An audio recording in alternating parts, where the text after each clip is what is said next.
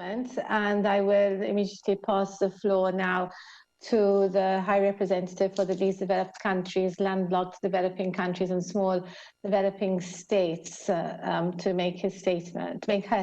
Thank you very much.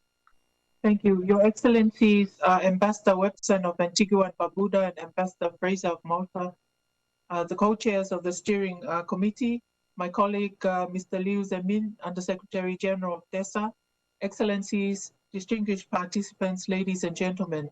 I join my colleagues in warmly welcoming you to our Global Multi-Stakeholder SIDS Partnership Dialogue. I thank our co-chairs, Ambassador Webson and Fraser, for your strong support and keeping us all going. COVID-19 has not just drastically changed circumstances. COVID-19 shows us every day how important partnerships are. SIDS more than ever need partnerships. The progress made in priority areas for SIDS is under threat, and we must be concerned about looming debt crisis, human security, rebuilding economies, and the need for ongoing climate action, as COVID-19 did not stop climate change. Our landscape now is one of new challenges intertwined with the old ones. It is now that we must move forward. Already now opportunities emerge to share lessons learned and best practices. For example, how to reopen safely the major income earner that the tourism sector is, how to ensure that private investment continues to flow to SIDS economies, how to build back sustainably, how can SIDS and partners effectively work together to preempt and resolve respective shortage of medical equipment and expertise.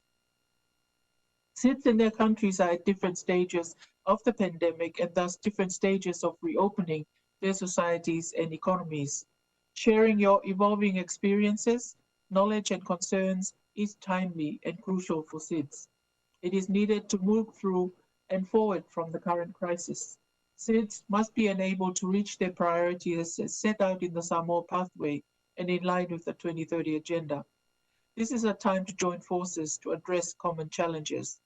SIDS can be proud of many successes, and in particular, your ambitions for impactful climate action.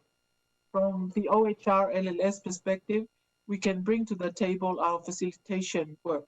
We facilitate partnerships across groups and South-South cooperation, including with least developed countries and landlocked developing countries.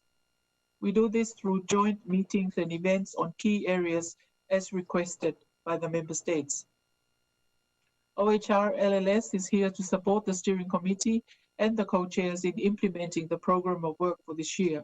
This includes the activities through the SIDS Global Business Network and strengthening the engagement with the private sector. My director, Ms. Heidi Scoderas-Fox, will describe the GBN more in detail shortly. I hope today's dialogue and its follow-up activities, in particular the discussion on the strategic direction of the partnership framework, will bring about creative solutions. We must join forces for impactful partnerships to ensure we do not leave the people of the SIDS behind. Thank you.